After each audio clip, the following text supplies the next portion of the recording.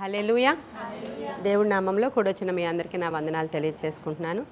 ఈరోజు మరలా మనం ధ్యానం చేస్తున్నటువంటి అంశం ఏంటంటే, పరిశుద్ధాత్మ మనలో ప్రవహించకుండా, పరిశుద్ధాత్ముడు మనలో నుంచి బలంగా పనిచేయకుండా, పరిశుద్ధాత్మ కార్యాలు మన జీవితంలో జరగకుండా అడ్డుతున్న ఆటంకాలని మనం చూస్తూ ఉన్నాం వరుసగా.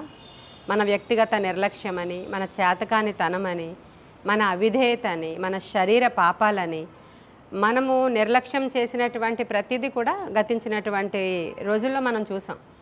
ఇంకా పరిశుద్ధాత్మ మనలో నుంచి ప్రవహించకుండా ఉండడానికి, లేదంటే మనలో నుంచి పని చేయకుండా ఉండడానికి మనమే ఆటంకం అనే సబ్జెక్టు మాట్లాడుకుంటున్నాం మనం. ఈరోజు ఏం ఆటంకం ఉంది మనలో నుంచి ఇంకా పరిశుద్ధాత్మ ప్రవహించకుండా ఉండడానికి? ఏం ఆటంకం ఉంది? మార్క్స్ వార్త 5వ అధ్యాయము ఇక్కడ 25వ వచనం నుంచి నేను చదువుతున్నాను, చూడండి. మార్కు సువార్త 5వ అధ్యాయము 25వ వచనం నుంచి. 12 ఏండ్ల నుండి రక్తస్రావ రోగము కలిగిన ఒక స్త్రీ ఉండెను. ఆమె అనేక వైద్యుల చేత ఎన్నో తిప్పలు పడి తనకు కలిగినదంతయు వ్యయము చేసుకుని ఎంత మాత్రమును ప్రయోజనము లేక మరింత సంకటపడెను. ఆమె యేసును గూర్చి విని, నేను ఆయన వస్త్రములు మాత్రము ముట్టినా బాగుపడుదును అనుకుని జనసమూహములలో ఆయన వెనుకకు వచ్చి ఆయన వస్త్రము ముట్టెను. వెంటనే ఆమె రక్తధార కట్టెను గనుక తన శరీరములోని ఆ బాధ నివారణ అయినదని గ్రహించుకొనెను. వెంటనే యేసు తనలో నుండి ప్రభావము బయలు వెళ్ళనని తనలో తాను గ్రహించి జనసమూహముల వైపు తిరిగి, నా వస్త్రములు ముట్టినదెవరని అడుగగా. ఈ వచనం మనందరికీ తెలిసిందే. ఒక స్త్రీ ఉంది. ఆ స్త్రీకి చాలా భయంకరమైనటువంటి ఒక ప్రాబ్లం వచ్చింది, రక్తస్రావ రోగము. ఎన్నో సంవత్సరాల నుంచి ఇబ్బంది పడుతుంది ఆవిడ. ఇక ఏ రోగమైనా పర్వాలేదు, శరీరంలో రక్తము అయిపోతే అంటే ఇంచుమించు ఆమె చనిపోవడానికి సిద్ధంగా ఉన్న స్త్రీ అని అర్థం, అంతేనా? కొన్ని సంవత్సరాల నుంచి రక్తము పోతూ ఉంది బాడీలో నుంచి. ఎంతమంది వైద్యుల దగ్గరికి వెళ్ళినా కూడా స్వస్థత ఆమెకి జరగలేదు. పైగా ఎంతో డబ్బు ఆమె ఖర్చు పెట్టుకుంది.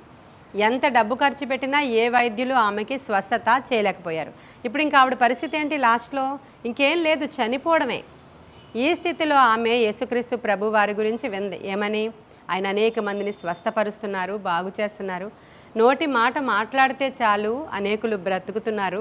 ఆయన ఇలా పాడెను ముట్టుకుంటే చాలు బ్రతుకుతున్నారు. ఆయన గుడ్డివాడి కన్నులు ఇలా ముట్టుకుంటే చాలు బ్రతుకుతున్నాడు అని విందావిడ. ఇప్పుడు దావీదు కుమారుడా కరుణించి అని అడగడానికి లేదు, ఎందుకంటే ఆవిడ ఒక స్త్రీ. నాకు ఇలా బ్లీడింగ్ ప్రాబ్లం ఉంది అని పురుషుడైనటువంటి రబ్బీ అయినటువంటి దేవుని దగ్గర, యేసయ్య దగ్గరికి వచ్చి చెప్పడానికి ఆ రోజుల్లో, ఈ రోజుల్లో కూడా మనకి భయమే, ఆ రోజుల్లో ఇంకా భయం. అందులో ఆమె కడగా ఉంది కాబట్టి పురుషుల దగ్గరికి ఎవరికి రావడానికి కానీ ముట్టుకోవడానికి కానీ ధైర్యం ఆవిడకి లేదు. కాబట్టి ఆమె ఆలోచిస్తుంది. ఆమె ఆలోచించినప్పుడు అనేకమైన విషయాలు వినినటువంటి ఆ స్త్రీకి ఏం జరిగింది? విశ్వాసం కలిగింది. ఏమని? నేను వెళ్ళి చెప్పలేను, నేను వెళ్ళి మాట్లాడలేను, నా పరిస్థితి చాలా దారుణం, నేను చనిపోవడానికి సిద్ధంగా ఉన్నాను. కానీ ఈ సమయంలో కేవలం కనీసం ఆయన వస్త్రం ఇలా ముట్టుకుంటే చాలు, నాకేదో ఒకటి జరుగుతుందని ఆవిడ విశ్వాసము ఉంచింది. హల్లెలూయా. ఆవిడ విశ్వాసం అది. అలా ముట్టుకుంటే ఆయన వస్త్రం ఇలా ముట్టుకుంటే బాగయ్యారని ఎక్కడా వినలేదు ఆవిడ ఏం విన్నదంటే, యేసయ్య ముట్టుకుంటే, ఆయన వచ్చి ముట్టుకుంటే స్వస్థత అయింది, ఆయన మాట్లాడితే స్వస్థత అయింది, ఆయన గద్దిస్తే దయ్యాలు పారిపోయాయి, ఇది విన్నది ఆవిడ. కానీ ఈ స్త్రీ యొక్క విశ్వాసం చాలా అధికంగా ఉంది అక్కడ, చాలా ఎక్కువ విశ్వాసం. ఎందుకంటే ఇంకా ఆవిడకి ఇంకేం లేదు, చావే. నేను ఇంకా లాస్ట్గా ఇది నేను ట్రై చేస్తాను ఖచ్చితంగా, ఈయన వస్త్రవచం ముట్టుకుంటే చాలని ఆవిడ విశ్వాసంతో ఏం చేసిందంటే, ఒక పని నిమిత్తమై వెళుతున్నటువంటి యేసుక్రీస్తు ప్రభువు, ఆయన వెనకాల శిష్యులు, వాళ్ళందరూ అనేక మంది గుమిగూడి ఉన్నటువంటి స్థలంలోనికి వచ్చి ఆ స్త్రీ యేసుక్రీస్తు ప్రభు వారి యొక్క వస్త్రపు చెంగుని ముట్టుకుంది. ముట్టుకున్న వెంటనే ఆ బాధ నివారణ ఆయను అని రాయబడి ఉంది అక్కడ. అలా రాయబడి ఉంది చూడండి అక్కడ. వెంటనే ఆమె రక్తధార కట్టెను గనుక తన శరీరములోని ఆ బాధ నివారణ అయినదని గ్రహించుకొని 29వ వచనం చూసారా? రక్తధార ఏమైందంటే ఇమ్మీడియట్గా స్టాప్ అయిపోయిందంట. ఆవిడ తెలిసిపోయింది, నా శరీరంలో ఆ బాధ పోయింది, నాకు రక్తధార కట్టేసింది, కాబట్టి నేను స్వస్థపరచబడ్డానని చెప్పి ఆమె గ్రహించుకునే లోపు ప్రభువు ఏమంటున్నాడంటే, నన్ను ఎవరు ముట్టుకున్నారని అడిగారు. అప్పుడు శిష్యులందరూ అంటున్నారు, ఇక్కడ చాలామంది ఉన్నారు కదా, ఎవరని చెప్పగలము అని. అప్పుడు ప్రభువు ఏమంటున్నారంటే, జనసమూహము వైపు తిరిగి నా వస్త్రములు ముట్టినది ఎవరని అడుగగా ఆయన శిష్యులు, జనసమూహము నీ మీద పడుచుండట చూచుచున్నావే, నిన్ను ముట్టినది ఎవరు అని అడుగుచున్నావే ఏంటి అని అడిగారు ఆయన. ఆ కార్యము చేసిన ఆమెను కనుగొనవలెనని ఆయన చుట్టూ చూచెను. అప్పుడు ఆ స్త్రీ తనకు జరిగినది ఎరిగి భయపడి వణుకుచూ వచ్చి ఆయన ఎదుట సాగిలపడి తన సంగతి అంతయు ఆయనతో చెప్పాను. అప్పుడు అందుకు ఆయన ఏమంటున్నారు అక్కడ, కుమారి నీ విశ్వాసము నిన్ను స్వస్థపరిచెను, సమాధానము గలదానవై పొమ్ము, నీ బాధ నివారణ అయి నీకు స్వస్థత కలుగునుగాక అని చెప్పాను. ఇక్కడ మనం చూడాల్సింది 30వ వచనములో ఉన్నటువంటి మాట, వెంటనే యేసు తనలో నుండి ప్రభావము బయలుదేరి. హల్లెలూయా. ఈ ప్రభావము ఏంటి, ఈ శక్తి ఏంటి, ఈ పవర్ ఏంటి, మనలో నుంచి దేవునిలో నుంచి ప్రభావం బయటికి వస్తున్న ప్రభావం పేరేంటి? పరిశుద్ధాత్మ శక్తి. హల్లెలూయా. పరిశుద్ధాత్మ శక్తి కదా ప్రభావము బయటికి వస్తుంది. ఆయనలో నుంచి ప్రభావము బయటికి రావడం చూసినప్పుడు అనేకులు దగ్గరికి యేసయ్య దగ్గరికి రావడానికి ట్రై చేసేవారంట. అనేకులు ఏమయ్యారంట? 6:19 చూడండి, లూకా 6:19 చూద్దాం. లూకా సువార్త 6వ అధ్యాయము 19వ వచనం. 18 నుంచి చదువుతానే. అపవిత్రాత్మల చేత బాధింపబడిన వారును వచ్చి స్వస్థత నొందిరి. ప్రభావము ఆయనలో నుండి బయలుదేరి అందరినీ స్వస్థపరచుచుండెను గనుక జనసమూహం అంతయు ఆయనను ముట్టవలెనని ప్రయత్నం చేస్తున్నారట. హల్లెలూయా. అంటే ఇప్పుడు ఈ అనాయింటింగ్ ఏదైతే ప్రభువులో ప్రభావము ఉందో, ఈ శక్తి ఉందో, పరిశుద్ధాత్మ అభిషేకము బయటికి వస్తుందన్నమాట. అందుకని అక్కడ ఉన్నటువంటి ప్రజలందరూ ఏం చేస్తున్నారంట? ఆయన దగ్గరికి రావాలని ప్రయత్నం చేస్తున్నారు. ఇది లూకా సువార్తలో చూపించా. ఇప్పుడు ఇక్కడ ఈ స్త్రీ విషయంలో కూడా ప్రభు ఏమంటున్నాడంటే, నాలో నుంచి ప్రభావము బయటకు వచ్చింది. అంటే ప్రవహించడం ప్రభువుకు తెలిసిపోతుంది. ఆ యొక్క ప్రవాహం ఇలా ప్రవహించి బయటకు వచ్చింది. ఎవరు ముట్టుకున్నారు నన్ను అని అడుగుతున్నారు ఆయన. ఇప్పుడు మనము పరిశుద్ధాత్మ మనలో నుంచి ప్రవహించడానికి మనలో విశ్వాసం కూడా ఒక కారణం. హల్లెలూయా.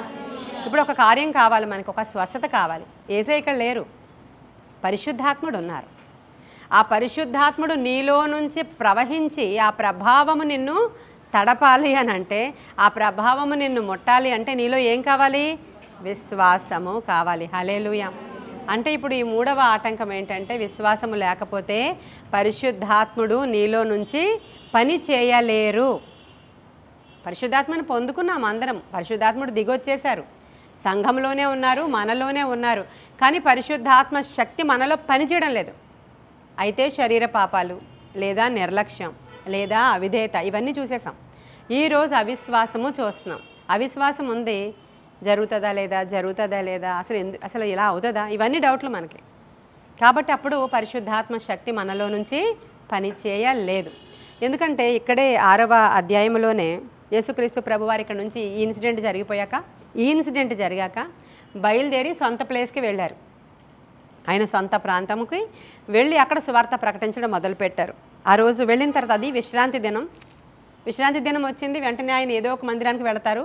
సొంత ఊరికి వెళ్ళారు, సొంత ఊరు విశ్రాంతి మందిరానికి వెళ్ళారు, బోధించిన తర్వాత స్వస్థతలు చేయాలని అందరికీ కూడా ప్రార్థనలు చేస్తూ ఉన్నారంట. చేస్తూ ఉన్నప్పుడు 6వ అధ్యాయం చూడండి, మార్కు సువార్త 6వ అధ్యాయంలో, ఆయన అక్కడి నుండి బయలుదేరి స్వదేశానికి రాగా ఆయన శిష్యులు ఆయనను వెంబడించిరి.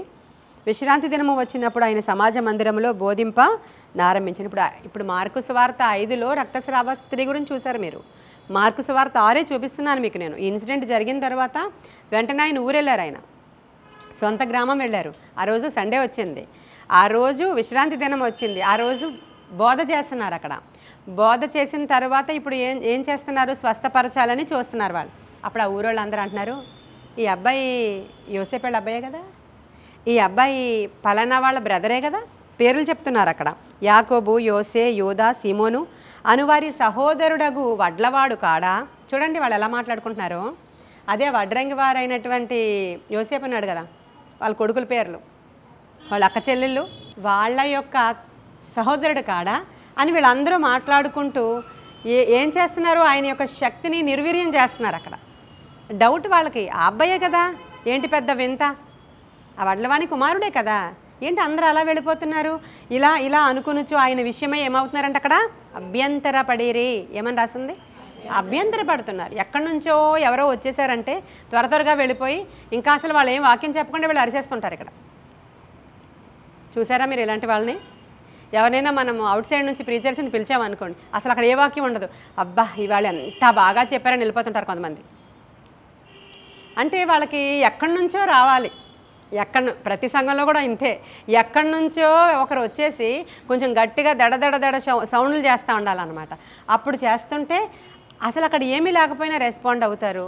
ఇక్కడే లోకల్ పాస్టర్ అమ్మగారే అనేసరికి ఎలా ఉంటుందంటే, వాళ్ళేనా, ఆ సీతమ్మదారి దగ్గర ఉంటారు ఆవిడేనా, సరేలే అయితే ఎక్కడి నుంచో వచ్చారేమో అనుకుని వచ్చాము. ఇలా మన అగ్ని సదస్సులు జరుగుతూ ఉన్నప్పుడు బ్యానర్ కడుతున్నారు. అక్కడ బ్యానర్ కడుతున్నప్పుడు నా ఫోటోతో బ్యానర్ కడుతున్నారు. అప్పుడు వచ్చి అడుగుతున్నారు అనమాట, ఎక్కడి నుంచి వస్తున్నారు మేడం గారు, హైదరాబాదేనా అని అడుగుతున్నారు. అడుగుతుంటే కాదండి ఇక్కడ ఈ చర్చ్ పాస్టమ్. ఇక్కడ చర్చ్ పాస్టమ్ గారేనా అంటే వాళ్ళకి ఏం కావాలి, ఎక్కడి నుంచో రావాలి. యేసయ్య అదే ఊరు కాబట్టి ఇదే ఊరా, వడ్లవాని కుమారుడైనా అని వాళ్ళు అభ్యంతరపడిరి. అప్పుడు యేసుక్రీస్తు ప్రభువారు అక్కడ ఏ స్వస్థతలు చేయలేకపోయి చూడండి. అందుకు యేసు, ప్రవక్త తన దేశములోను బంధువులలోను తన ఇంటి వారిలోనూ తప్ప మరి ఎక్కడనూ ఘనహీనుడు కాడని చెప్పాను. అందువలన కొద్దిమంది రోగుల మీద చేతులుంచి వారిని స్వస్థపరుచుట తప్ప మరి ఏ అద్భుతములు ఆయన అక్కడ చేయజాలకపోయెను. ఆయన వారి అవిశ్వాసమునకు ఏమైందంట, ఆశ్చర్యపోయాడంట. ఆయన ఏంటి హీలింగ్స్ జరగట్లేదు, స్వస్థతలు, యేసయ్య స్వస్థతలు చేయలేకపోతున్నారు. అక్కడ యేసయ్యలో నుంచి ప్రభావం బయటికి రావడము లేదు. ఎందుకని? మన అవిశ్వాసము. మీకు ఇప్పుడు అర్థమైందా? పరిశుద్ధాత్ముడు ఉన్నారు, సంఘములో ఉన్నారు, ప్రతి ఆరాధనలో ప్రవహిస్తున్నారు, ప్రతి ఆరాధనలో అనాయింటింగ్ బలంగా దిగొస్తుంది. నీకు విశ్వాసం ఏది? నీకు విశ్వాసం ఏది? దేవుని యొక్క ప్రభావం ఇక్కడ ఉంది. మనం ఆరాధించినప్పుడల్లా ఆయన దిగొస్తున్నాడు. వాక్యము ప్రకటించినప్పుడల్లా అది ఆత్మతో మా యొక్క సేవకులు మాట్లాడుతున్నారు. మేము అది రిసీవ్ చేసుకోవాలి, వెంటనే మేము అది పొందుకోవాలి, మాకు అది కావాలి అనే ఆతృత, విశ్వాసము మనలో లేని కారణంగా పరిశుద్ధాత్ముడు మనలో నుంచి పని చేయలేకపోతున్నారు. ఇది నాలుగవ ఆటంకం అనుకుంటా. ఈ ఆటంకాన్ని ఒక్కసారి మనం జ్ఞాపకం చేసుకుంటే ఇప్పుడు మనం ఏం చేయాలి? విశ్వాసం అనేది చాలా గొప్ప విషయం. 1 కొరింథీయులకు రాసిన పత్రిక 13వ అధ్యాయంలో కృపావరాల గురించి రాయబడి ఉంటుంది. విశ్వాసం అనేది ఒక వరం.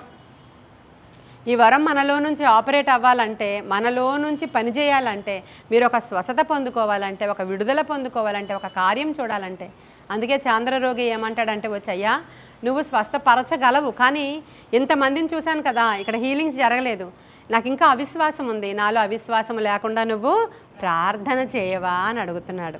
అప్పుడు ప్రభువు అతడి గురించి ప్రార్థన చేసి ఉంటారు.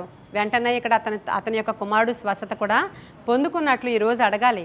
మా సేవకులలో అభిషేకం ఉన్న మాట వాస్తవం, కానీ మాకు ఇంకా బిడ్డలు పుట్టడం లేదు, మాకు ఇంకా కార్యం జరగడం లేదు, మాకు ఇంకా విడుదల రావడం లేదు, మాకు ఇంకా స్వస్థత జరగట్లేదంటే ఇంకా నాలో అవిశ్వాసం ఉంది ప్రభు, తీసేసి మరి ఎదుగో ఆమెకిచ్చావు, ఈమెకిచ్చావు, వాళ్ళకి జరిగాయి, వీళ్ళకి జరిగాయి, నాకెందుకు జరగలేదంటే నాలో సంథింగ్ లోపం ఉన్నట్లు ఉంది, ముందు నా అవిశ్వాసాన్ని తీసివేయి అనే ప్రార్థన అవసరమా కాదా సంఘానికి? అవసరం, అవసరం. ఆయన సొంత ప్రదేశంలో స్వస్థతలు చేయలేక వారి అవిశ్వాసాన్ని బట్టి ఆయన ఆశ్చర్యపోయాడంట. కాబట్టి ఈరోజు మనం పరిశుద్ధాత్మ మనలో నుంచి బలంగా రావాలంటే విశ్వాసము అవసరం. ముందు మనం ఏమడగాలి? ఈరోజు మాకు విశ్వాసం కావాలి ప్రభా, ఈ కార్యాలు చూడాలంటే మాకు ఎక్కడో అవిశ్వాసం కొడుతుంది, ఒక ప్రక్క నుంచి అవుతుంది అవుతుంది అవుతుంది అనిపిస్తున్నాయి, ఏమోలే మొన్నటి నుంచి అవ్వలేదు, ఈరోజు అవదేమో అని అనిపిస్తుంది. ఇది మనలో పని చేస్తుంది. కాబట్టి ఇప్పుడు శ్యామల చక్కగా ప్రార్థన చేసింది, 4th డైమెన్షన్లోనికి వెళ్ళిపోద్ది తను. అక్కడ వెళ్ళిపోయి జరిగిపోయిందంతే, ఈరోజు చేసావంతే, ఈరోజు మేము తీసుకున్నామంతే, మాకు రిసీవ్ అయిపోయిందంతే, మేము కార్యం చూసామంతే, నువ్వు చెయ్యాలంతే. అంటే దేవుని యొక్క సన్నిధిలోనికి వచ్చి హక్కుపూర్వకంగానూ అడుగుతున్నావు, గోజాడి అడుగుతున్నావు. లాస్ట్లో ఏమంటుంది? మళ్ళీ దిగిపోయింది, అక్కడ నుంచి దిగిపోయి నీ గడ్డం పట్టుకుని బ్రతిమలాడుతున్నాను, చెయ్యవా ప్లీజ్ అంతే. మరి ఏం చేస్తాం? మాట్లాడుతున్నాం విశ్వాసంతో, చెయ్యాల్సింది ఆయన కాబట్టి మరలా బ్రతిమలాడుకుంటున్నాం అంతే. విశ్వాసం ఉంచి మనం ప్రార్థన చేయడం చాలా అవసరం. మరి యెషయా గ్రంథంలో ఒక మాట ఉంటుంది, విశ్వసించువాడు కలవరపడడు అని ఉందా? యెషయా 28:16వ వచనంలో విశ్వసించువాడు ఏమవడట? అంటే మనము కలవరం ఇక్కడికి వచ్చిన మనం అందరం కూడా మన సమస్యను బట్టి మనకి ఎలా ఉంటుందంటే కలవరంగా ఉంటుంది కదండి. కలవరపడుతూ ఉంటాం. చింత, బాధ, భయము, భీతి, అదొక రకమైన మెంటల్ టెన్షన్ వచ్చి కూర్చున్నాం. కానీ రోజు వస్తున్నాం, రోజు వెళుతున్నాం. ఎన్ని సంవత్సరాల నుంచో 40లు 50లు 7లు 21లు చేస్తున్నాం, ఇంకా చూడలేదనే ఒక కలవరం ఉంది మన అందరిలో. నిజంగా విశ్వాసం ఉంటే మనము కలవరపడము అంటున్నారు. మత్తయి సువార్తలో చెప్పినట్లు ఏమి తిందుమా, ఏమి త్రాగుదుమా, ఏమి ధరించుకుందుమా, ఏం చేయాలి రేపటి దినాన్ని, ఏంటి పరిస్థితి, పిల్లల పరిస్థితి ఏంటి, మా పరిస్థితి ఏంటి అనేటువంటి కలవరం మీకు వద్దు. ఎందుకంటే అన్యజనులు వాటి గురించి చింతిస్తారు, మీరైతే వాటి గురించి చింతపడాల్సిన అవసరత లేదు అని ప్రభువే డిక్లేర్ చేశారు. కానీ మనకి ఎంత చింత అంటే అంత చింత. ఎందుకని? విశ్వాసము మనలో లేదు గనుక మనం ఆపరేట్ చేయలేకపోతున్నాం, మనం పొందుకోలేకపోతున్నాం, మనం విశ్వసించలేకపోతున్నాం. సరే, విశ్వాసం చాలా బలంగా ఉంది ఇప్పుడు శ్యామలలాగా. ఇప్పుడు తనకి ఎంత విశ్వాసం ఉంది, 4th డైమెన్షన్లోనికి వెళ్ళిపోయి ప్రార్థన చేస్తుంది, అంత విశ్వాసం ఉంది తనకి.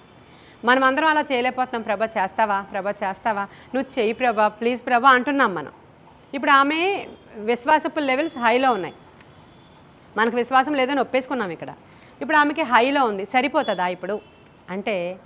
ఈ యొక్క 1 కొరింథీయులకు రాసిన పత్రిక 13వ అధ్యాయం ప్రకారం నీకు ఎన్ని కృపావరాలున్నా, ప్రవచించు కృపావరము కలిగిన, భాషలతో మాట్లాడే వరమున్నా, శరీరాన్ని కాల్చడానికి అప్పగించేసి పాస్టమ్మ గారు ఇక నేను దేవుని కొరకు హతసాక్షిగా అయిపోవడానికి కూడా సిద్ధమే, మీ వెనకాల నేను ఉంటాను, ఇంకేమీ లేదు, నన్ను ఎక్కడ తీసుకెళ్ళినా సరే సేవ కోసం నేను వస్తాను, నన్ను వాడుకోండి, నేను సిద్ధం, అసలు అక్కడ ఎంతో కఠినమైన పరిస్థితి అయినా నా శరీరాన్ని కూడా చావడానికి అప్పగించేసుకుంటాను అని అన్నా, నీవు ప్రేమ లేని వాడవైతే, ప్రేమ ఉంటేనే విశ్వాసం అనే కృపావరం కూడా నీకు పని చేస్తుంది. ఇది ఒకటి మీరు చాలా క్లియర్గా జ్ఞాపకం చేసుకోవాలి. చదువుదామా? 1 కొరింథీయులకు రాసిన పత్రిక 13వ అధ్యాయము. చదవండి.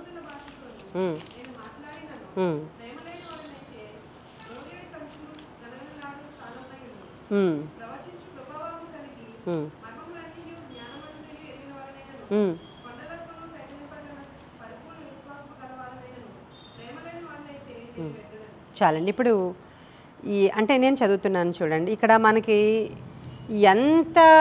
ఎన్ని కృపావరాలు కలిగి ఉన్నా డంబముగా అంటే గణగణలాడే కంచులాగా, మ్రోగెడి తాళంలాగా మనము భాషలతో, ప్రవచనాలతో, కృపావరాలతో అలంకరించబడిపోయినా ప్రేమ అనేది లేకపోతే మనం ఎవరి మీద ప్రేమ? మీ భర్త మీద కాదు, సహోదరుల మీద. సహోదరుల మీద ప్రేమ, మనవలే మన పొరుగువాడిని ప్రేమించేంత ప్రేమ. నీ సొంత అక్క చెల్లెల మీద, నీ సొంత తల్లిదండ్రుల మీద కూడా ప్రేమ, నీ సొంత బంధువుల మీద ప్రేమ, ఇక్కడ ఉన్నటువంటి సహోదరుల మీద ప్రేమ, మన పొరుగు వాళ్ళ మీద ప్రేమ అంతే. ఇంకా ప్రేమ ఇంకా ఎక్కడైనా ప్రేమే. అది దైవిక ప్రేమ మనలో ఉంటే మనం వేరేగా ప్రవర్తిస్తాం. ఎలా ప్రవర్తిస్తాం? మనం ఎలా మనల్ని ప్రేమించుకుంటున్నామో వాళ్ళని కూడా ప్రేమించగలుగుతాం. వాళ్ళ కష్టం వచ్చినప్పుడు మనకు వచ్చినట్లు భావించగలుగుతాం. అంతేనా? అలా కాకుండా నేను, నా కుటుంబము యెహోషువ చెప్పాడు అంతే, నేనును నా ఇంటి వారును అంతే అనుకుని యెహోషువ గారి దగ్గరికి వెళ్ళిపోతారు. వెళ్ళిపోయి నేను నా కుటుంబం బాగుంటే చాలండి, ఇంకా అందరి గురించి నేను ఎక్కడ చూడగలను, నా వల్ల కాదు అనే ప్రేమ అనేది ఉన్నా కూడా నీకు పరిశుద్ధాత్ముడు పనిచేయడంట. చూసుకోండి మరి ఏంటి ఇదంతా. ఒకదానికొకటి లింక్ అంతే. ఇక్కడ ఒకదానికి ఒకటి లింక్. టోటల్ ఓవరాల్గా మీరు చూసుకుంటే దేవుని యొక్క ప్రేమ మనలో ప్రవహించాలండి. పరిశుద్ధాత్ముడు వచ్చినప్పుడు ఆయన మనస్సు మనకి వచ్చేయాలి. అంతే కదా? ఆయన మనస్సు మనకు రావాలి. మనం అసలు నమ్మదగిన వాళ్ళం కాకపోయినా దేవుడు మనల్ని ప్రేమించట్లేదా? మీరు అంటే మనం బహానాలు చెప్తూ ఉంటాం, వాళ్ళు అసలు మంచోళ్ళు కదండి, బాబోయ్ నెత్తి మీద ఎక్కేస్తారు మేమైనా చిన్న ఛాన్స్ ఇచ్చామంటే, వాళ్ళు ఇలా అండి, వీళ్ళు అలా అండి, వీళ్ళు ఇలా అండి. మరి నువ్వెలాంటి దానివి? మరి దేవుడు నిన్ను క్షమిస్తూ ఉన్నాడు. నువ్వు ఛాన్స్ ఇస్తే మరి నువ్వేం చేస్తావో ఆయన తెలుసు, అయినా సరే నీకు అవకాశాలు ఇస్తూ ఉన్నాడు. దేవుని యొక్క ప్రేమ మనలో ఉండాలి. ఇక్కడ లాస్ట్లో 13వ వచనంలో ఉంటుంది, విశ్వాసము, నిరీక్షణ, ప్రేమ, ఈ 3 లాస్ట్ వరకు నిలుస్తాయండి. ఇప్పుడు మనం నేను చెప్పిన కృపావరాలు, శరీరాన్ని కాల్చడానికి ఇచ్చేయడాలు, ఇవన్నీ పైన చాలా ఎక్కువ ఉంటాయి. బేదలకు సహాయం ఇచ్చేయడాలు, బేదల పోషణ నిమిత్తం నీ ఆస్తి అంతా ఇచ్చేయడాలు, ఇవన్నీ కూడా చాలా మంచివే, అవన్నీ కూడా రాసున్నాయి. కానీ వీటన్నిటిలో అలా అలా అలా అలా అలా వస్తూ ఉంటాయి. ఫైనల్గా ఏముంటాయి లాస్ట్లో? నిరీక్షణ, ఏముంది అక్కడ? ప్రేమ, విశ్వాసము, నిరీక్షణ, ప్రేమ, ఈ మూడో ఇంకా ఫైనల్ అవి. విశ్వాసము, నిరీక్షణ, ప్రేమ నిలుస్తాయి. ఈ మూడిటిలో కూడా మరలా శ్రేష్టమైనది అంతే. ఈ మూడిటిలో మరలా శ్రేష్టమైనది ప్రేమ. ఈ ప్రేమ కలిగి ఉన్నప్పుడు అప్పుడు నీ విశ్వాసం ఆపరేటింగ్ ఇంకా బాగుంటుంది. నీకు ఎంత విశ్వాసం ఉందో అది పనికొస్తుంది.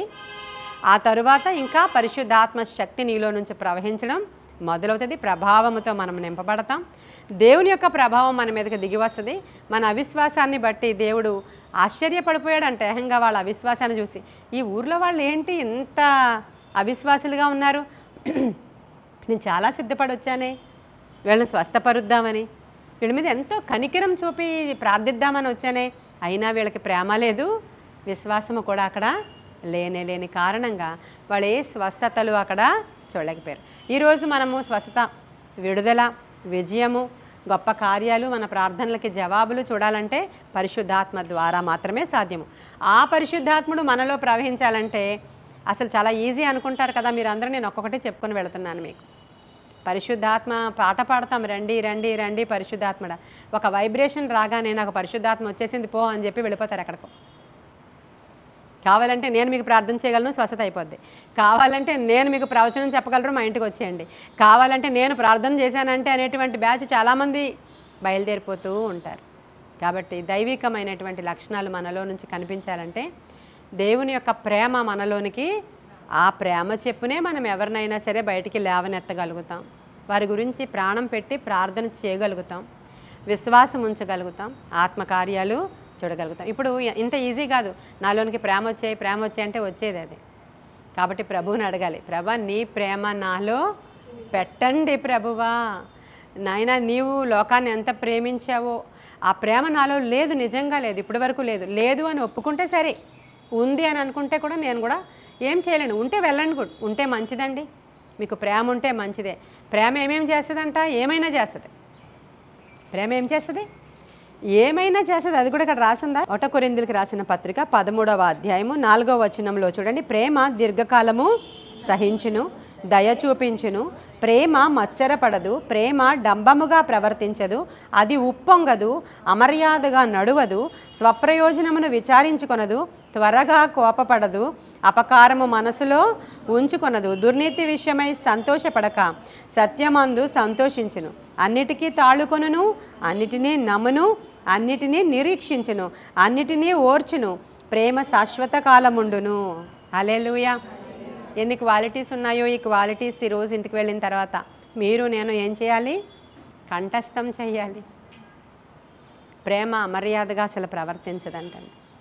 ప్రేమ ఊరికే డంబంగా ఉప్పొంగిపోదు. నేను చేశాను, నేను ఉప్పొంగిపోదు.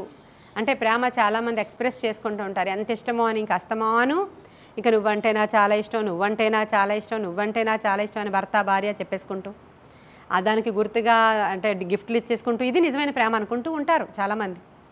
అసలు నిజమైన ప్రేమ ఎప్పుడు కూడా ఉప్పొంగదు, సైలెంట్గా ఉంటుంది. అవసరం వచ్చినప్పుడు నీకు చూపిస్తుంది తప్ప అదో ఉప్పొంగిపోతుందంటే అదంతా వట్టిదే. బైబిల్ చెప్తుంది, నేను కాదే. కొంతమంది బాధపడకండి. ప్రేమ డంబముగా ప్రవర్తించదు, అది ఉప్పొంగదు, అమర్యాదగా అస్సలు నడుచుకోదు, స్వప్రయోజనం అసలు అంటే సెల్ఫ్ అన్నమాట. బాబు నా వరకు అయిపోయిన తర్వాత నీకు ఏమన్నా ఉంటే చూస్తాం బాబు, మాకే లేదు అనే కాన్సెప్ట్ ప్రేమ ఉన్న వాళ్ళకి పనికిరాదు కదా. అది ప్రేమ ఉంటే అలా చేయరు. సరే నా సంగతి నేను తర్వాత చూసుకుంటాను, ముందు చూద్దాం, వాళ్ళని ముందు వాళ్ళ పనులు ఏమున్నాయో ముందు చూద్దాం. ఇంక ఇలా చెప్పుకొని పోతే చాలా ఎక్కువ ఉంటుంది, మన అందరికీ తెలుసు ఆల్మోస్ట్. ఇంకా దీన్ని నేను వివరించి చెప్పడం వేస్ట్. మీరు ఇది ఇంటికి వెళ్ళి చదువుకుని దయచేసి ఒక్కొక్క లైన్ చదివినప్పుడు అండర్లైన్ చేసుకుని ఇది నాకు ఉందా లేదా అని చూసుకుంటే చాలు. నేను మిమ్మల్ని ఏమీ అనడం లేదు, నన్ను నేను కూడా ఏమీ అనుకోవట్లేదు. మనం అందరం ఎంతో బలహీనులం. నేర్చుకోవాల్సిందే, ప్రతిదినము నేర్చుకోవాల్సిందే, ఎప్పటికీ నేర్చుకోవాల్సిందే. ప్రతిదినము మనల్ని మనం సరి చేసుకోవాల్సిందే. ప్రతిదినము పరిశుద్ధాత్మ కోసం అడిగితే ఆయన తప్పక మనకు సహాయం చేస్తారు. ఆయన మనలోనికి వచ్చేసినప్పుడు ఖచ్చితంగా ఈ లక్షణాలన్నీ మనలోనికి వచ్చేస్తాయి. అంటే ఇంకా పరిశుద్ధాత్మ పూర్ణులం మనం కామని అర్థం చేసుకోవాలి. అది మన పరిశుద్ధాత్మ వస్తే భాషలతో మాట్లాడడం, ఎగరడం, కేకలు వేయడం, గెంతులు వేయడం, లేకపోతే వైబ్రేషన్, లేదంటే చప్పట్లు, లేదంటే వచ్చినప్పుడు మన శరీరంలో ఒక వేడి సెగలు లేదంటే చల్లదనం లేదంటే మనకు వచ్చేటువంటి బాడీ పైన వచ్చేటువంటివి మనం చూసుకుంటున్నాం, కానీ ఇన్సైడ్ కార్యాలు ఇవన్నీ కూడా మనకి దేవునికి దేంతో సంబంధం? అవుట్ సైడ్ బాడీతో కాదు సంబంధం, దేవునికి ఇన్సైడ్ ఉన్న ఆత్మతో సంబంధం. అదే దేవుని దగ్గరికి వెళుతుంది, ఈ శరీరం ఇక్కడే విడిచిపెట్టబడుతుంది. కాబట్టి మనం ఎలా ఉండాలంటే ఇవన్నిటినీ కూడా జయించిన వారమై మనము ఉండాలి. కాబట్టి ఈ యొక్క పరిశుద్ధాత్మ దేవునికి మనలో నుంచి ప్రభావము ప్రవహించకుండా ఉండడానికి, దేవుని ప్రభావం మనలోనికి రాకుండా ఉండడానికి ఆటంకం ఏంటో ఈరోజు చూసాం. ఈ లక్షణాన్ని కూడా సరి చేసుకోవడానికి ప్రయత్నిద్దాం. ఇంకా గట్టిగా మనకు ఎన్నో రోజులు లేవు కాబట్టి ఎన్ని మరి మారారో నాకు తెలీదు. నేను ఎన్నో వర్తమానాలు మాత్రం భారంగా తీసుకొచ్చి మీకు చెప్పాను.